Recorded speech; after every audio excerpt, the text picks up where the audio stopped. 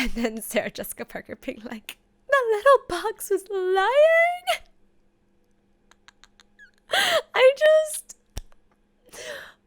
in the first, like, this is like an example of a sequel done right, because they capitalize on the nostalgia and on the things that actually worked really well for the original, but they reinvent them in little ways that just, mwah, mwah.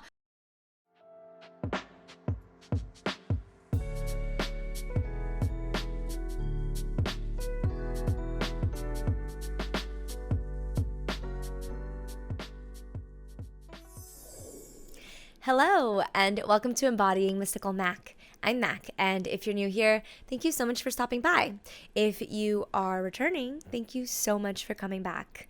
I am so excited for today's video, and even more excited that I'm actually timely about it. Shout out to James, our editor, whom is going to get this edit out very soon. It's very soon. It's still the 30th. So Hocus Pocus just came out, and we're getting this to you. But before we get into all that, I just wanted to give, or rather say, a massive thanks to all of you who subscribed, who have helped my channel grow over these last few months.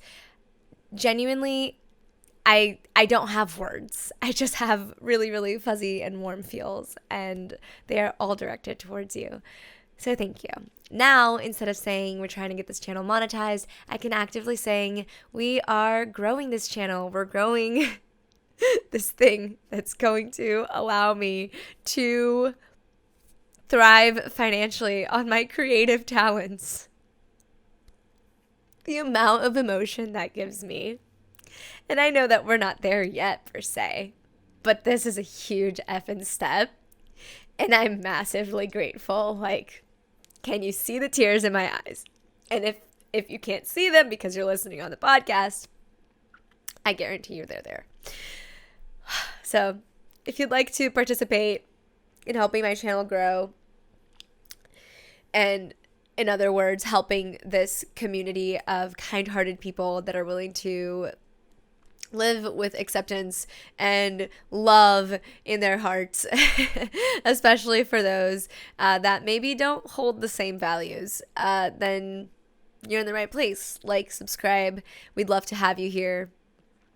And lastly, before we get into the official vid, I do offer tarot readings. So if that's something that interests you in any way, go ahead and check out calendly.com/mysticalmac.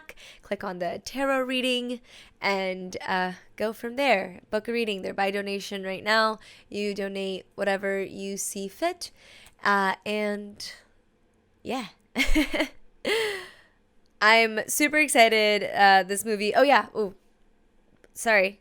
Got a little bit ahead of myself there. I will be offering a brief collective tarot reading at the end of this video as well, to give you a little taste of what my readings are like. But for the personal kind, please go ahead and go to calendly.com/mysticalmac to book. Okay, now let's get into the spoiler-free review of Hocus Pocus 2. And if you're listening on the podcast, normally I do some like festive makeup or something for these kinds of things. And though I am representing Sarah, my favorite Sanderson sister, with all the purple that I've got going on right now, I am the main festive piece, with my broom in the background here being the sidekick, because I am a witch. So yeah. And if you're religious and you want to come for me about that, it has nothing to do with that. You can have your religion and I can have my witchery, and we can all live harmoniously on this planet as source consciousness, or as you like to call it, God, intended us all to. Okay, speaking of all of that good stuff, woo, spoiler-free review, let's go. Okay. If you loved the first Hocus Pocus, there's a very large chance you will love this one, and it will tug at your nostalgia heartstrings like no other. Oh my God. I can't. Oh, it was so cute. It was so cute. We'll get into more of those details when I get into my detailed notes. This is a very brief spoiler-free review. I thought it was absolutely awesome. I am the intended audience, though, and if you are too, you're probably gonna love it. And if you're anything like me and you get emotional pretty easily, you're probably gonna tear up a little bit and aw and sigh. And it was just really fun and definitely one of those like family friendly Halloween watches. If your children are still far too young for the super scary stuff, or you just don't like it, this is a really, really good one and just in time for Halloween. So highly recommend. Really fun, really lively, and honestly really well paced. Did not feel like it went on too long, didn't feel like it was too short. The script paid off. Everything that I could think of that was important anyway. I did not catch anything that it did not pay off, and I normally do. For those of you that don't know, payoff is like I don't know if it's like a proper screenwriting term, but it is a term in storytelling that we use to say when something that comes up gets like brought up again and in some significant way, because it's very easy for storytellers to just like throw a lot of interesting elements out there, but it's not always super easy for them to throw these interesting elements out there and then also tie them back into the story really masterfully or averagely, but tie them back nonetheless. And I thought everything that was done in Hocus Pocus 2 was actually done really, really well in that way. So yeah, highly recommend. This is the end of our spoiler-free review. From here on out, we will be spoiling. So I am shooing those away. That for those of you listening, I'm shooing them away. Okay, for those of you that don't want to be spoiled. Okay, if you have seen it or you don't care about being spoiled, I will give my best effort at a brief plot description. If you've been here for a while, you know I'm not great at that. So wish me luck. Spirit guides me with me. The most brief and concise and astute ones. Astute in the brief and concise manner. Okay, thank you. Let's go. Okay, so basically, it's present day.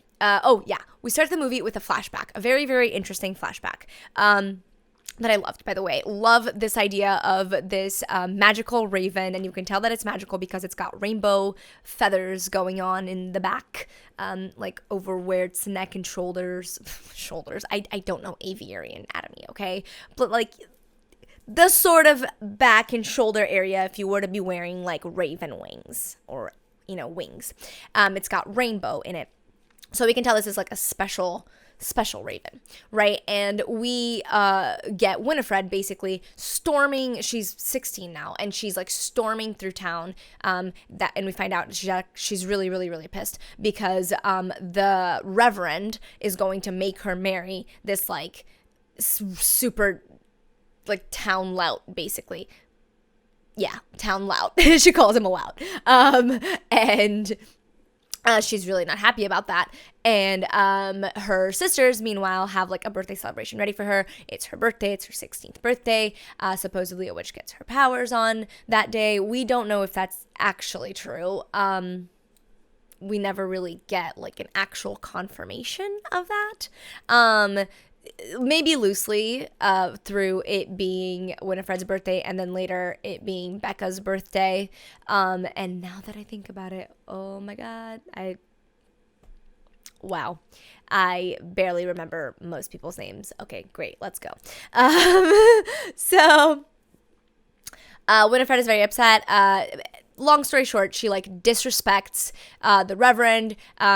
Everybody gets upset with them, banishes them to the Forbidden Woods. And then that's where they run into the Raven, which, by the way, really fun. This spider that her sisters got her as a gift for her birthday is actually the thing that distracts the Reverend and them long enough for Winifred to be able to take her sisters back from the Reverend, because that's something I forgot to mention. The Reverend was trying to take her sisters away from her because she wasn't willing to marry that guy.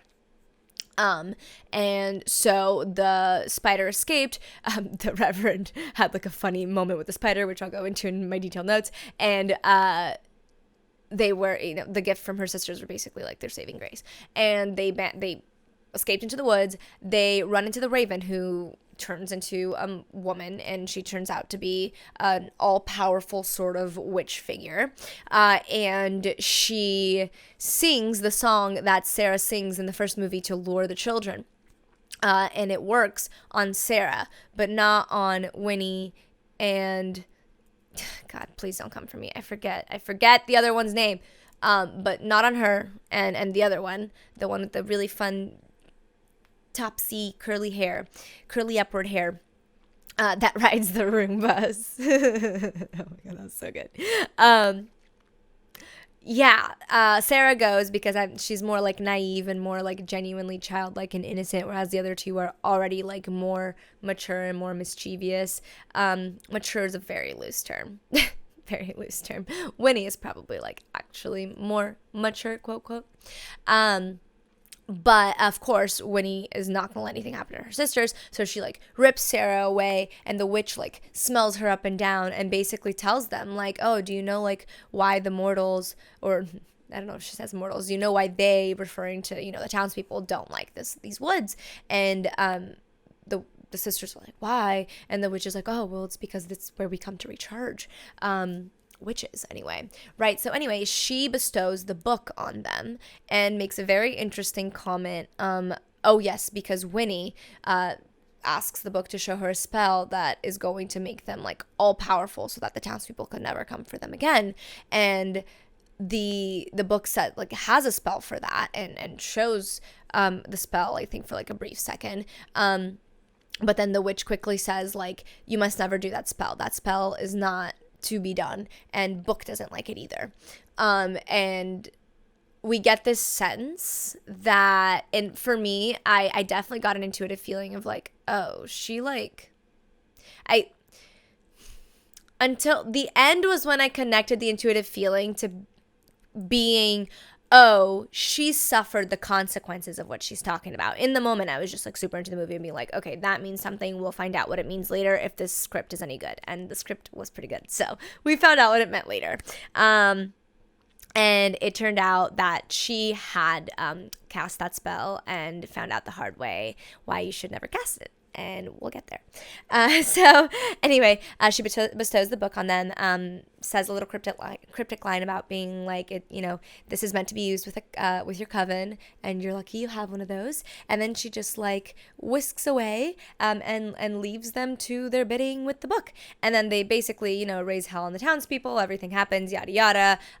They end the girl and do the little wispy thing where they unfortunately take her soul, and then we get the Hocus Pocus 1 story, right? And now we catch us up to present day, and we have Becca, and then for some reason I cannot remember her two best friends' names. One of them is like estranged ever since she got a boyfriend who happens to be really like a very genuine himbo, in the sense that he's very not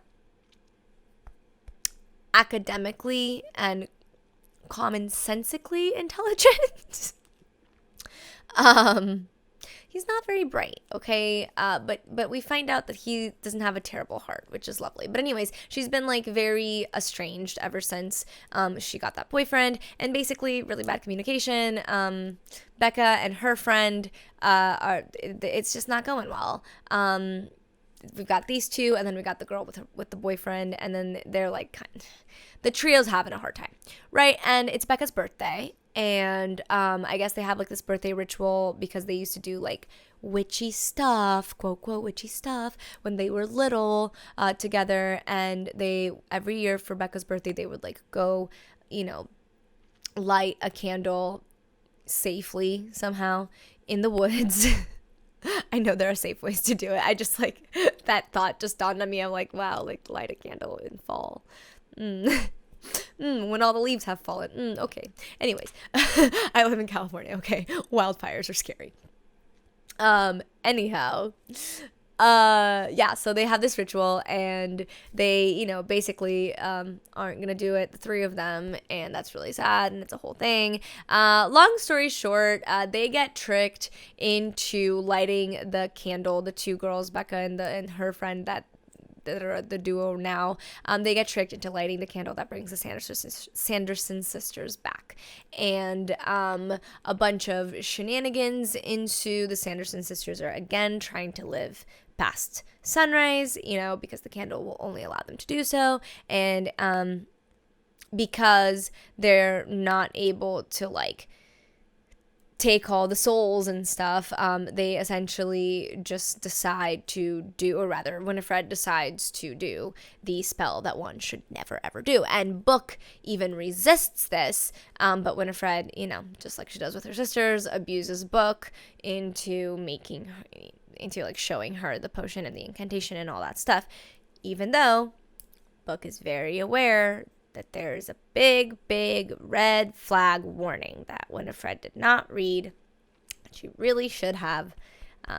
She really should heed before she goes through with any of that stuff. And so basically, the guy who tricked them into lighting the candle, he now lives in the Sanderson sister house that he has made into a magic shop, and he basically capitalizes witchery, and we'll get a little bit more into that in the detailed notes. But basically he idolizes them and really thinks that the only reason that they were so evil or seen as so evil is because people misunderstood them. And the truth is that that's not true. Winifred is super, super power hungry, and they 100%, ate the souls of little children, which is not good. And the mother of all witches also did that as well. And that's a point of contention that I'm not really. It's probably my only point of contention, but it's okay. We'll either let it go if it's not that important, or we'll get there at the end of this video, okay? Anyways, he very soon realizes that they are very evil, and they even trap him into a curse where he has to gather all the ingredients for them for this spell, for the all-powerful spell. And he has until this magic hourglass goes out, or else he's gone, which is rough times. But also dude, your actions have consequences. He literally put together the candle of the black flame, reformed it, and I could tell. Okay, we'll get into it into detailed notes. Okay. Anyways, he gets tricked into all that. One of the things that the spell requires is the head of your ex-lover, and so Billy's back because he's, I guess, a zombie now, and he never was put to rest, unfortunately, ever since he was woken up 29 years ago. It's a whole thing. And then Becca basically finds out she actually is a witch and does have powers, and her and her friends, whom in the chaos of everything and trying to get free from the Sanderson sisters and whatever, they make up, because the Sanderson sisters also, while Gilbert, who's the guy that did the trickery with the candle, that owns the magic shop, while he's getting all those ingredients, they're trying to find the, quote, blood of their enemy, quote, to put as an ingredient as well, which means that they need the reincarnation of the Reverend, which is the guy, the mayor currently, and played by the same actor, which I thought was a neat trick, or rather playing on a neat trope. And instead, they end up grabbing his daughter, which is the third member of the trio that was estranged due to her boyfriend and bad communication with friends. And so through all of that, the other two saving her and stuff, they all make up, and it's awesome. And Book basically, the other two are about to get away, while Becca stays back to defend them, or to, try to get the sisters to stop or whatever. I don't know what her plan really was there. But what she ends up doing instead is appealing to the book, because the book is like a living thing. It's sentient. It has feelings. And which we know based on the comment from the all-powerful Mother Witch from the beginning, when she says that especially like Book doesn't like that spell. So that's like another incentive that she throws out there for Winnie to not do it, because if she wants to stay in Book's good graces, she's not going to make him do that spell. And little do we know, it's because Book's been through that spell once, and it was very, very sad for him, or them. I shouldn't say him, because I don't think that they ever gender it, but it was very sad for Book. So Book doesn't want to repeat that experience, and due to Winifred's abuse, Becca is able to like edge herself in there, you know, being like a new witch with a coven that hasn't been corrupted yet. Why did I say yet? That hasn't been corrupted. She's not going to be like that. That's the whole lovely point of this. And also, like, man, the Sanderson sisters were also just a different breed. Y'all know, you know, especially because we know it's specified. They're dark magic, right? They're not magic that's working for the highest good of all involved. Whereas like Becca and her friends obviously are. And she's able to appeal to Book's like senses basically, and says like, I know you feel like you have to do the spell, but you don't have to do it. You have a choice. And so in like the end of Act 2, I believe, when, you know, that point when we think she's triumphed, she takes the book back, it goes towards her, everything's going as planned, and Book ends up showing her the page, right? Because she takes the book away from Winnie, and then asks the book, okay, how do we stop them?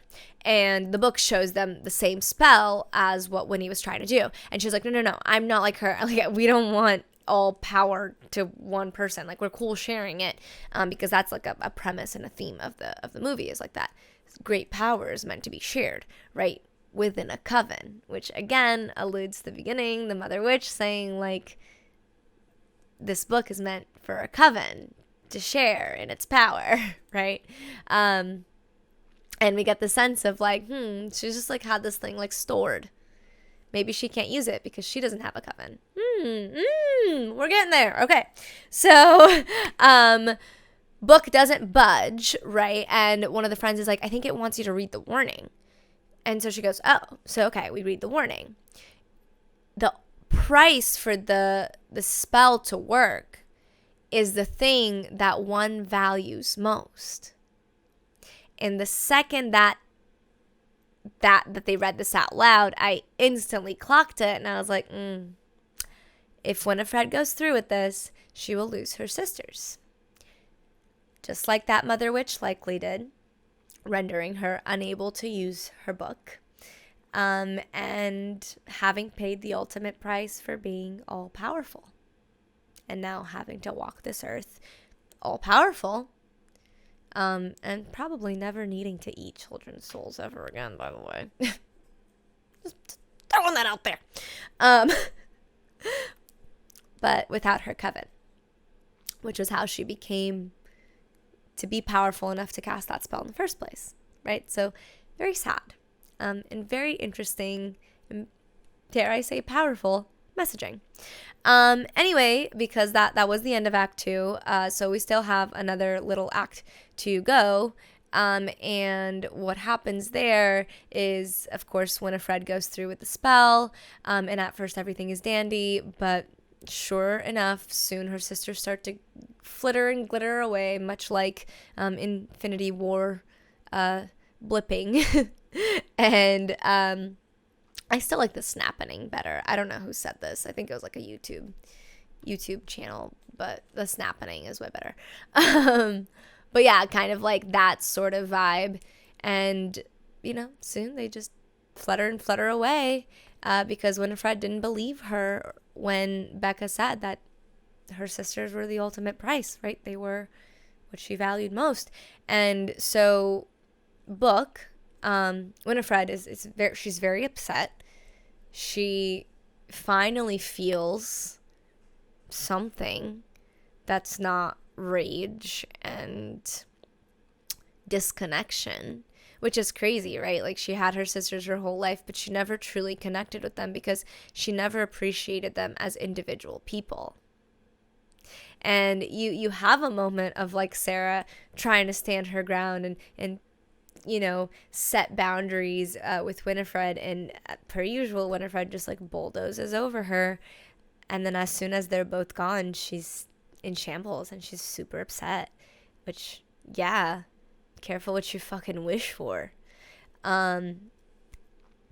Winifred's, like, deep sorrow, you know, obviously inspires deep feelings in Becca and the girls, and the book flips to a page that is for the spell of reuniting.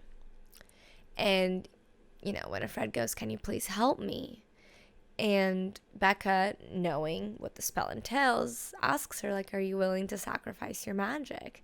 And she goes, "Well, my magic is nothing without my sisters, so yeah." So they cast the spell, and instead of, you know, bringing the sisters back, rather the spell sends Winifred to wherever her sisters are. And with that, Billy is finally laid to rest. His soul can rest. He flits away Infinity War style as well. And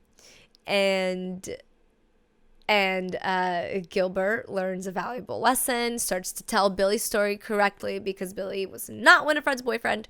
They kissed once in a graveyard, and that was it. And she twisted the whole story to scar his name in history forever. So from that point on, Gilbert is going to start to tell Billy's true story, probably largely because he feels remorseful about contributing to setting his head on an altar to be used for a spell, and lied to him so he would do his bidding. Yeah. Anyhow, oh yeah, and of course, you know, the new coven is back together again, and we get the lovely Mother Witch in her raven form flying after them. Flying after them as they walk off and the movie ends. So it was super cute. I'm very surprised for how brief yet descriptive that was. Man, I can't describe without being lengthy. I don't know how, man, lady of many words. What can I say? This is why I don't have a Twitter, and why I probably never will. All right. Anyhow, let's just get into my detailed notes, okay? And then I'll dive into final thoughts, and we'll get into this reading, and we'll be out of here. Okay. So let's just go in order. So I love just how silly and over the top and campy the beginning scene was, or the beginning, not scene, but rather portion was, with the young Sanderson sisters. Super cute. The actresses did a really good job at emulating their older counterparts. It was heartwarming. You could really tell that they had chemistry and felt things for each other. And the whole thing I really enjoyed. It could be like a little bit off-putting and a little bit like, wow, this is really cheesy right off the bat. But like Hocus Pocus is really cheesy. That's part of what we love about it. And I thought that the way they played it up was really, really cool. And I loved seeing the Sanderson sisters like be given an origin story. I don't love this idea that like staying young and beautiful has to mean eating children's souls. Maybe that is just like a witch of the older days kind of thing, you know? When being a witch was so like shunned away from society that they felt like they needed to turn to dark magic. But now that we are more embraced, or in the very least, not burned at the stake anymore, and exiled, I guess. But then, you know, everybody comes knocking when they need, like, a cure of some sort. I don't know. Like, Even in all the TV shows and media and shit. Just hysterical. But like, don't love that. Don't love that. I would like to think that, especially as beings that are more psychically in tune and sensitive, which, by the way, I say more because we all have these capabilities, all right? We all have witchery, energy, and potential within us. There's just a lot of us that identify with it a lot more, and that's it. That's what it is. And the cool thing is that just like you influence your life with your thoughts and by living in a universe that participates, or rather is ruled by the law of mirroring, or you may also have heard of it as the law of attraction. Your thoughts are creating your reality, and that is like that.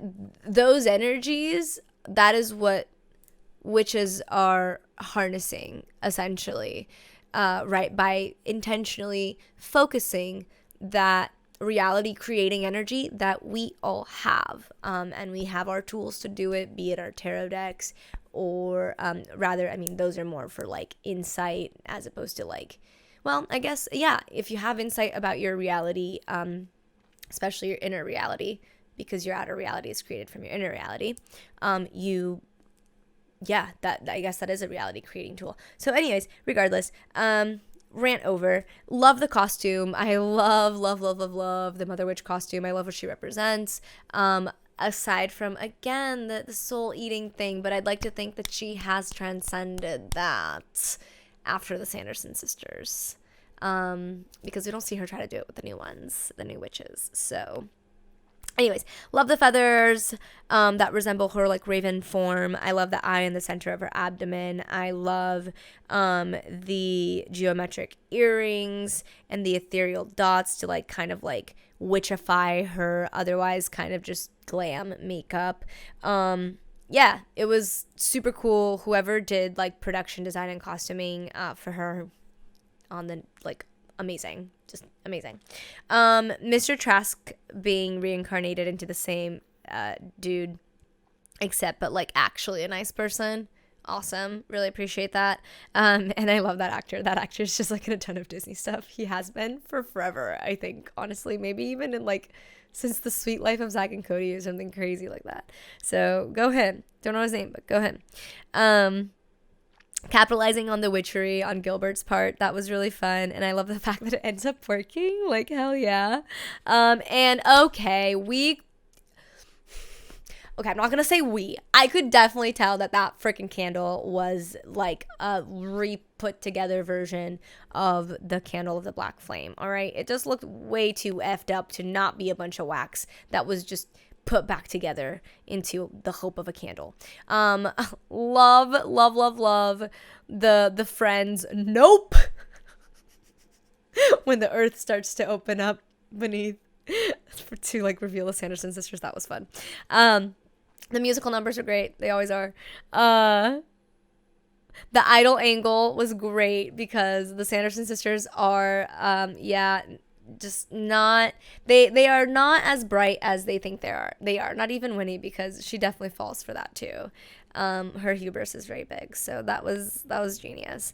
And then like the trying to say that like the children's souls are already mixed into the serums and the moisturizers and then taking them to Walgreens. Brilliant. Freaking brilliant. That was great. The beauty filter was great, and then them looking at the distorted reflection on like the corner mirror in Walgreens, and then Sarah Jessica Parker being like, the little box was lying.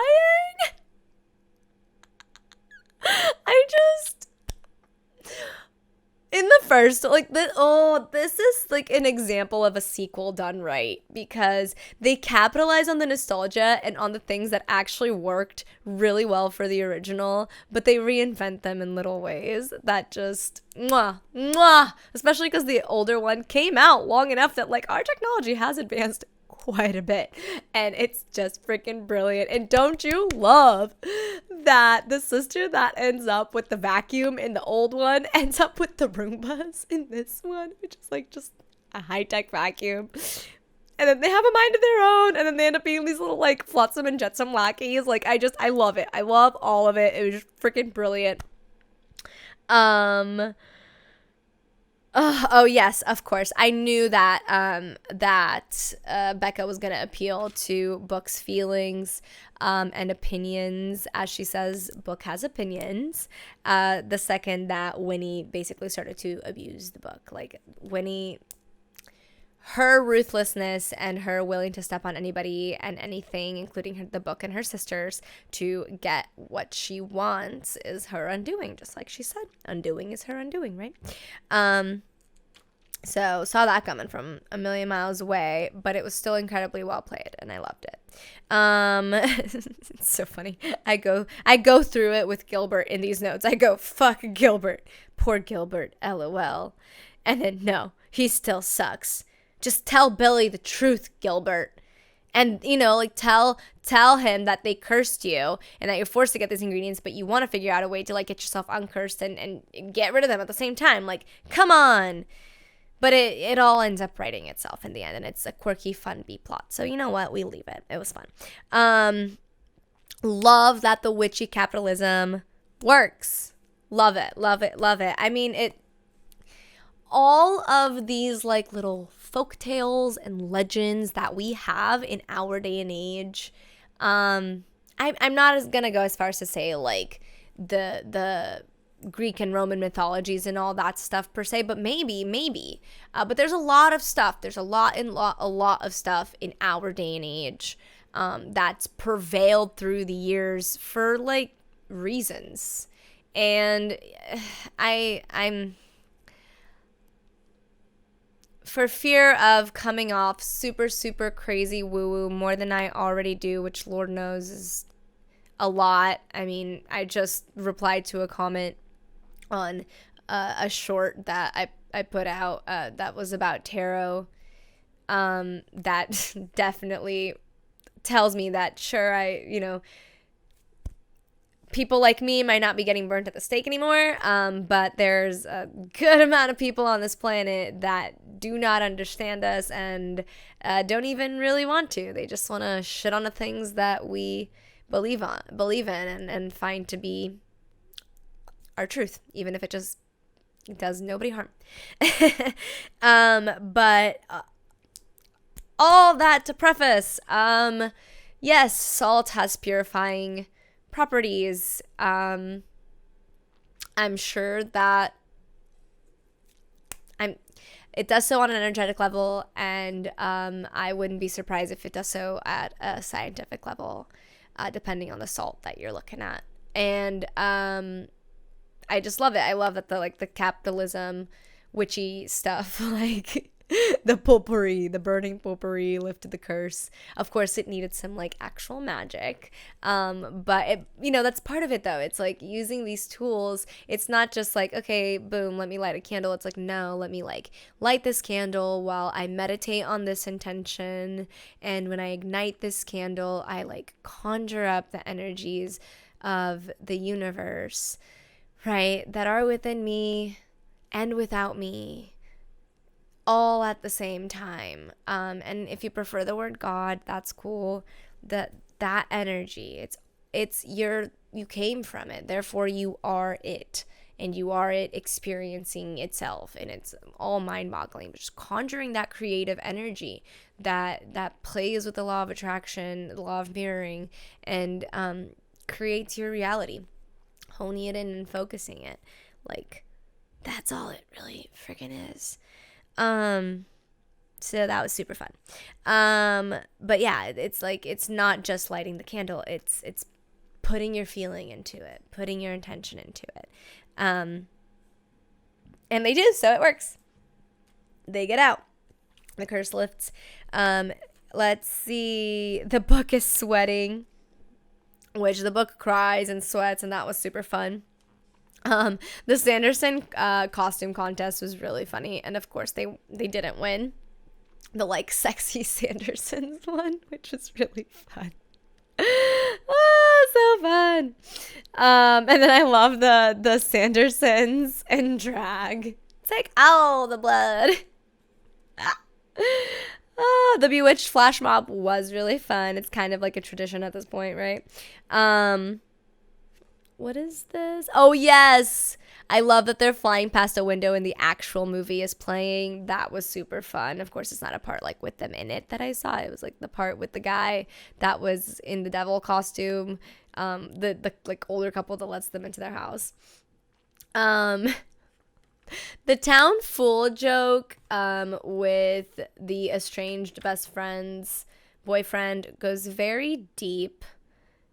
And though it was funny, like I guess he wasn't aware that his behavior of calling his girlfriend's friends like witches and telling them that they were weird for liking stuff that would be associated with witchy stuff and for hanging out at the magic shop, like he didn't realize that behavior was not cool and equates to him like ridiculing them and encouraging ridicule by other students. Like, okay, maybe I have two issues with this movie. One, the whole like eating children thing. Two, because who the fuck does that? That's called a cannibal. We don't know. No. Just no. Okay. Okay. Yeah. I just went on a rant about how as much as someone like me isn't getting burnt at the stake for being like, haha, I'm a witch. But really, I love labels and I hate labels because I want them all until one of them doesn't fit for a moment and then I want to be able to shake it. But genuinely, like, yeah, if somebody was like, yeah, Max, she's a witch, I'd be like, yeah, okay, that's not inaccurate. I'm not going to say I'm not. And so I just went on this rant about how people are not burning people like myself at the stake anymore. And, you know, fearing us and our openness and high sensitivity to other energies that, by the way, are recorded on are seen on the electromagnetic spectrum. They're just not seen with our naked eyes. Yeah, we're not getting burned at the stake for all that anymore. But there's also a lot of freaking hate, like, and a lot of really shitty people that know that they're being shitty. Like, they're not just a super very naive and incredibly emotionally stunted and emotionally, what is the word? Obtuse jock. Like, most people that have made fun of me or called me whatever derogatory thing for my beliefs have not been doing it out of like innocent naivete. And this feels like almost like giving a pass to people that behave like this dude behaved. And being like, oh, no, it's okay because you may have not known. It's like, no. He's a freaking 16-year-old kid. Like, has he never been to middle school? Does he not know how bullying works? If he's that socially unconscious and socially unintelligent, you would think that he would be like an outcast, right? How can he be the popular kid if he's genuinely like that socially unaware? I'm not saying that popular people are the most aware people in the world or like making any statement like that, but like I don't know, it genuinely felt like a slap in the face to people like me whom have actually been ridiculed and downright hated on for my tarot cards and my beliefs about how the energies that I feel like function and whatever. or my belief that they even freaking exist. Okay, and yeah, I'm getting worked up about this because this really irked me. So we didn't like that. It was a funny joke, but the joke wasn't worth the minimization of the load of shit that I've gotten in my life and am clearly still traumatized by. We're almost done here.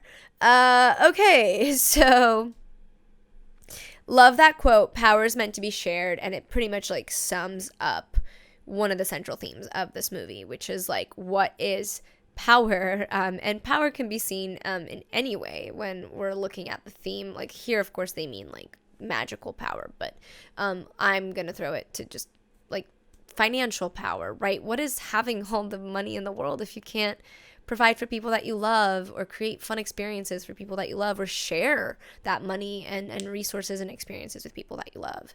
In my opinion, probably really lonely, and you're probably really unhappy regardless of how much money you have, right? Like, what is influence? What is, say, like being an influence with millions of followers if you don't have a group of people that you can trust and that can keep you honest? Again, power is meant to be shared. Brilliant. Everything comes full circle, because Winifred's attempt to save her sisters once and for all leads her down this path that she's been very, very adamantly warned against, and it ends up leading her to actually losing her sisters.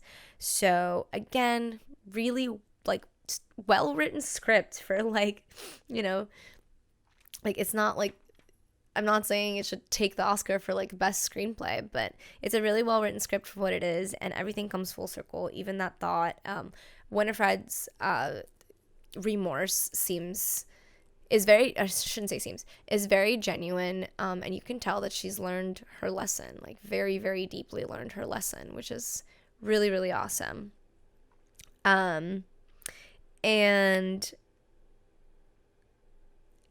the exchange that Winifred has when she asks Becca and her friends to reunite her with her sisters alerts us to the knowledge that Winifred can no longer use Book, because Book is meant to be used by a coven of witches, sure, led by one that was chosen by Book, but without her coven, she does not get to use Book anymore. And that gives us that insight into that mother witch kind of just having her book in storage ready to go when a new coven arose, but not being able to use it herself, and being very adamant about Winifred not ever going through with that spell, because she knew what would happen in that Winifred would lose her sisters, just like she likely lost her coven when she did the Magic Maxima spell. And Book watched it happen and was very sad about it. And again, well-written script, everything comes full circle. And then, of course, the mother Raven Witch is watching over the coven that is now in charge of the book that she passed on to the Sanderson sisters. And I'm going to choose that there's no more soul eating anymore, because we are no longer being that severely shunned by our society that we have to turn to dark magic to feel okay in life. I don't know that we ever had to do that. Those of us that do that, all that dark magic is, by the way, it's harnessing the energies around us that we harness with or without our intention. Your subconscious mind is harnessing those energies all the time. So you harness them regardless of whether you're intending it or not, which is just choose to do it intentionally. Where was I?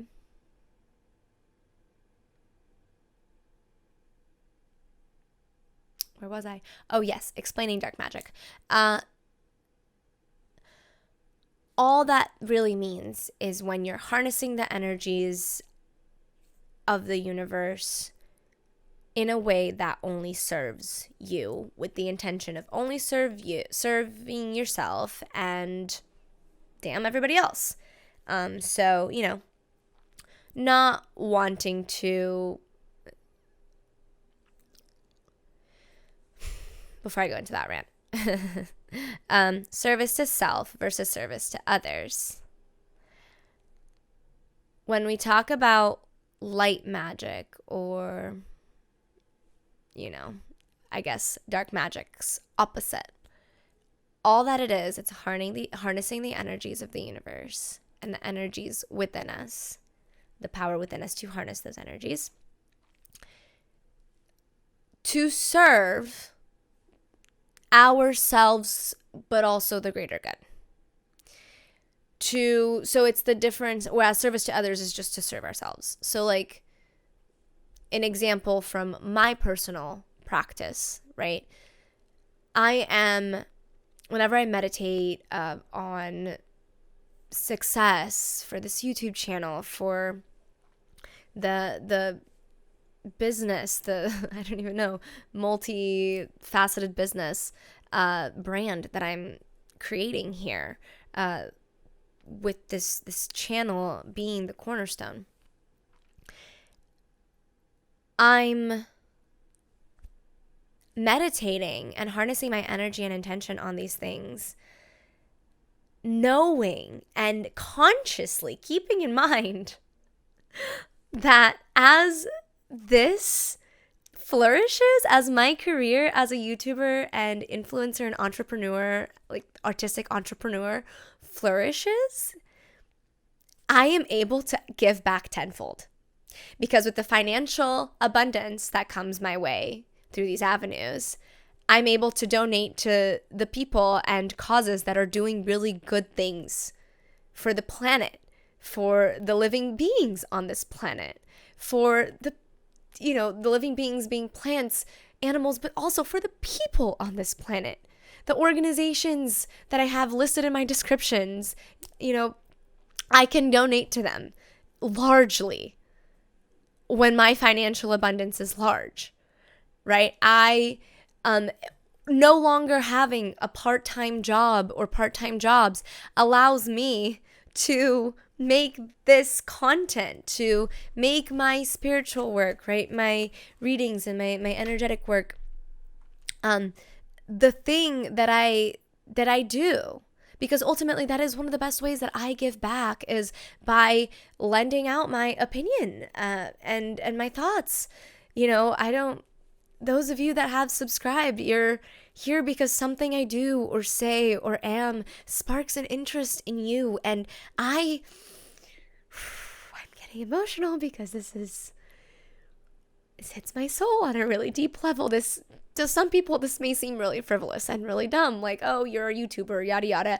But every time I come here to record, especially as of late, I sit here and I do a little inhale, exhale meditation. And I say, I am recording this video for the highest vibration and attention of all involved. And when I say that, I mean that I am aware that in some really interesting but really awesome way, this that I'm doing right here is part of my life's purpose. Sharing my energy with you in this way, bonding over a film that we both love in this way, and maybe even exposing you to different things that you may not have thought before, or just energy that you may not have felt before. Like this is me doing what I was meant to do on this planet. When I perform, that's me doing what I was meant to do on this planet. When I share myself authentically, that is what I'm meant to do. And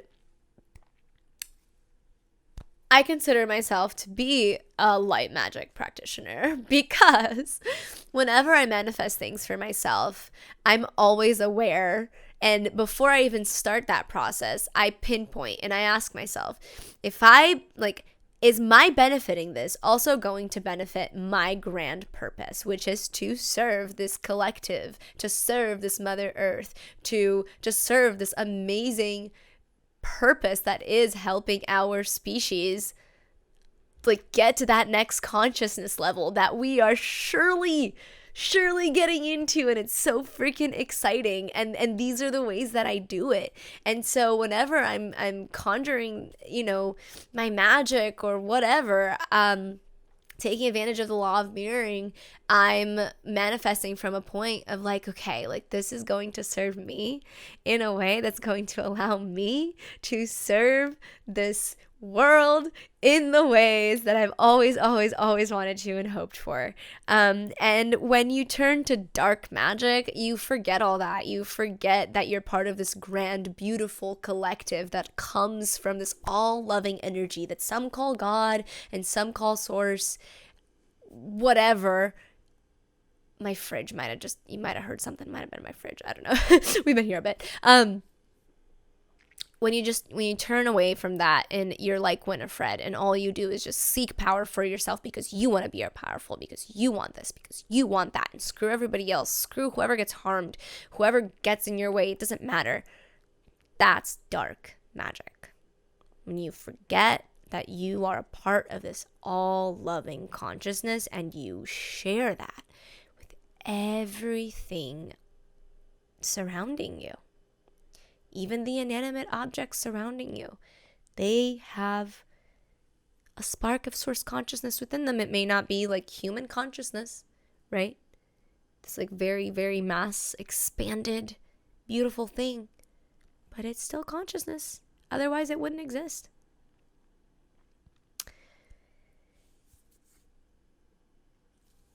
My final thoughts, aside from the sort of what I discussed, the sort of okaying of shitty behavior,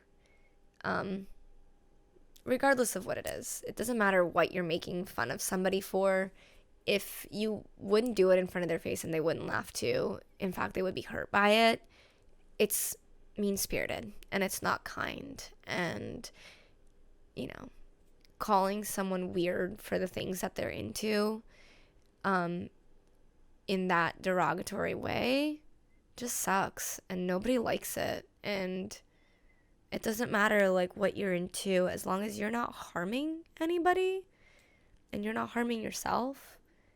Like, just accept people for who they are. And I love that this film, like, you know, the friends didn't have to change. She didn't have to break up with the guy or anything like that. It was just, they had to communicate and they had to accept each other for who they were and who they were becoming. And even Winifred learned to finally accept her sisters as individuals. And it was really cool. It was really, really awesome. I appreciated it, aside from the 2 points that I've already gone on about long enough. It was really, really fun. And now for our very, very brief collective reading, we're just going to do one card message today, okay? Because we've been here quite a while. And I brought out my Hermetic Tarot deck. It's like one of my more very, very witchy decks. It's based on, I don't want to butcher it. So it's based upon the esoteric workings of the Secret Order of the Golden Dawn by Godfrey Dowson. Yeah, it's really, really intricate, really, really cool. And I thought I would bring it out for this collective reading.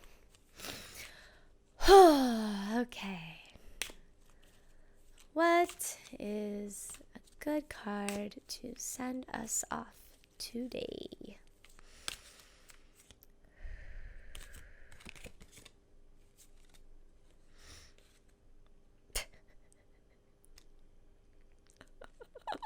Oh my God. It would. I'm like sitting here on my soapbox being like, you know, like,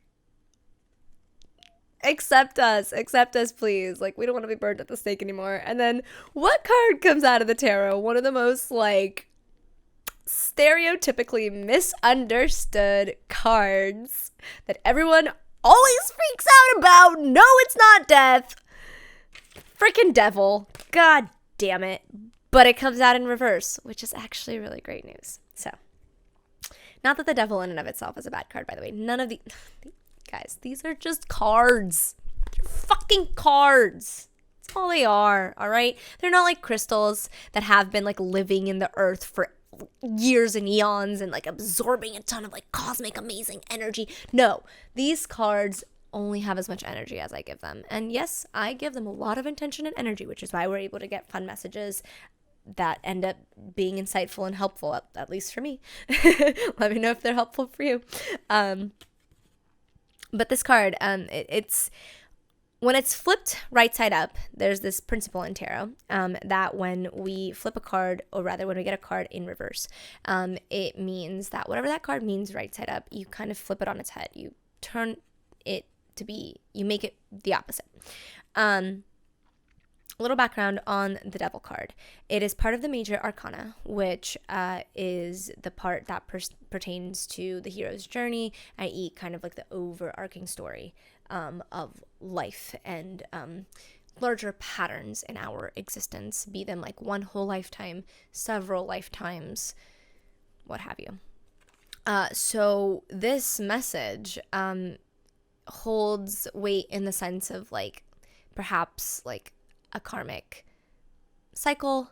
I feel like a lot of karmic cycles have been coming up a lot lately, but something very big for those of us that resonate with this. It's a very it's a really, really awesome place to be where we're at right now, and that is because the devil, when we see it in a reading, the first thing that I think of usually is temptation. Because the thing about the devil, even in like horror movies and stuff like that, especially like the good ones that are like worth their stuff, the good paranormal ones that are worth their stuff, there's always an element of like consent, right? When there's like a possession or something, and even if it's not like explicitly said, this idea of free will is very, very real. Not just in those movies, but like in our real world. Like, if you are someone that believes in, demons and stuff like that, and honestly, they're just thought forms. They're thought forms that exist outside of the visible light spectrum. But most of the time, they don't hang around general people. They tend to hang around people that hold very, very low vibrations, that are consistently in fear and worry, that maybe are addicts and are consistently dissociating out of their bodies. But mostly, even energies can hang around you all they want, and even then, if you say, no, thank you, please leave my energy space, you command your energy space. So if you believe that they must listen, they must listen. As a little girl, I really wish someone had told me that, because every time I was in the dark, I knew there were energies around me. And now when I feel an energy in the room that I, just don't want to feel with me, I just go, no, thank you. Please be on your way. I hold you with love. I hold you with light. Please be on your way to where you're supposed to go. And with all that said, the devil is a temptation that you can say yes or no to. That is what this card usually tends to mean at its crux. It's that. And what I love about this card too is like oftentimes you have like people chained up in this card, and the chains often look big enough for them to like slip out of, which further goes into this idea of like you choose to give in to your temptations and to your own devil, so to speak. So when we turn this card in reverse, as opposed to temptations, it's actually a release of temptations. In fact, it might even be a release of old patterns, a release of old beliefs that were keeping you stuck, maybe a release of old relationships. Maybe you're putting up boundaries now, right? So that your temptations don't get the best of you. You're setting up parameters for yourself to operate in a way that best serves you and thus making it so that you can best serve others in the way that you do best. And it's actually kind of interesting because the last collective reading we did was for the Inuyasha episode 6. And I believe we talked about releasing beliefs that are no longer serving and all that good stuff. So I guess we listened because here we are. This is a sign that the work that you've been doing is paying off. And if you're someone that maybe you weren't aware of things like beliefs holding you back and stuff like that, well, the law of mirroring dictates that, what you hold within you will attract more of it. And a lot of the times, these beliefs are things that we picked up in childhood from people that we couldn't help but be around and emulate and be like, because they are the models that we got. Much like when we had dysfunctional familial relationships growing up, it takes some serious unlearning and undoing of that conditioning in order to become even capable of being part of a healthy relationship, right? So it's the same thing with like core beliefs around everything, around your self-worth, around money, around whatever it is that you have beliefs around in this life. And if you are not aware that this is a time that is ripe for undoing and uprooting, in fact, it is. It's fall, it's the equinox, it's the time to harvest, right? So, if you set intentions during the summer to manifest things, like, this is the time, man. You're literally free. Like, the devil is upside down, meaning, there's not even a shackle for you to slip out of. It's like, you got it. Whatever you did, you've got free reign to harvest that shit, okay? And if you were here last time and the whole thing about, like, uprooting beliefs that no longer serve you and patterns that no longer serve you and stuff resonated with you, like, this is a sign that whatever you're doing, it's working. Keep doing it. And yeah, again, remember, man, the devil can pitch you all the ideas that it wants, but you have to say yes for any of them to actually do anything. All right. And that's just a little metaphor that I'm using here. Don't be like, oh my God, this witch she's sending the devil upon me. Like, oh my God. No. Anyway, I'm grateful we don't get burnt at the stake anymore. Thank you for that. We're going to end this with gratitude, because that is the kind of energy that I am trying to bring. That's the kind of community I am trying to create, a gracious one that can just rejoice with each other and bond over these fun movies and these fun ways to harness these beautiful energies that are around us all the time, and that can help us formulate the life of our dreams. Because you are the creator of your own reality, okay? I promise you, you are. And the first step to being the most clear, conscious creator of your own reality that you could possibly be is to get to know yourself. The good, the amazing, the not so good, the terrible, the downright shameful, and yes, the cringy too. Because they're all you. And the more you do that, just watch and come back here and let me know how it goes. I'm really curious. Okay. Thank you guys so much. I'm really, really grateful. If that tarot reading interested you at all, go ahead and go to calendly.com/mysticalmac, click tarot reading, and book one for yourself. They are by donation right now, meaning that we're going to do a 30-minute reading via video chat, and you are going to just donate whatever you see fit. Yeah, whatever you feel is fair. And oh yeah, I feel like I should preface this, especially since this crappy comment I got on the tarot video prior. Don't do it as a joke. It won't work.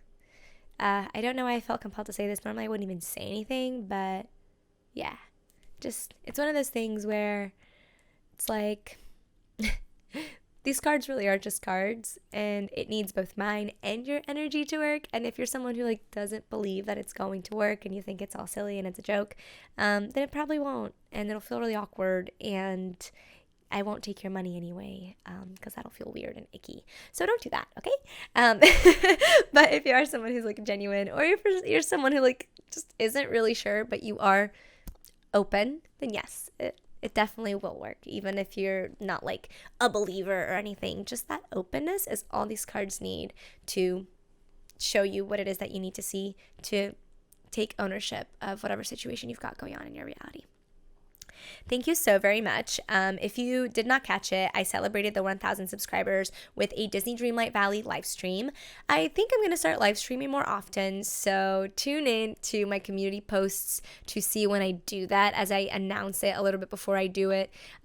If I do get on a schedule for that, because that is something I might actually schedule, you guys will definitely know. Especially if you have liked and subscribed and clicked that bell button, because I post on a schedule, or I post regularly, but I'll post on a schedule. And if you want to even like do me one better and do yourself one better, if you're interested in watching me talk to my game during Disney Dreamlight Valley, go ahead and follow me on Instagram, because I will announce in my story before I go live as well. Thank you. I'm so grateful that this channel is growing, that this community is growing. Honestly, so many of you guys, like at least a lot of you guys that I've spoken to via comments and that have read your comments, you just seem like really, really beautiful, wonderful people. And I'm incredibly grateful to have attracted you into this space. And thank you so much for helping it grow. Stay mystical, stay grounded, and remember, power is meant to be shared. So tell your loved ones that they're special, because like Winifred, you never know, right? This life is so interesting and so precarious that we just gotta appreciate the loved ones that we have. Okay, stay mystical, stay grounded. Mwah. Goodbye.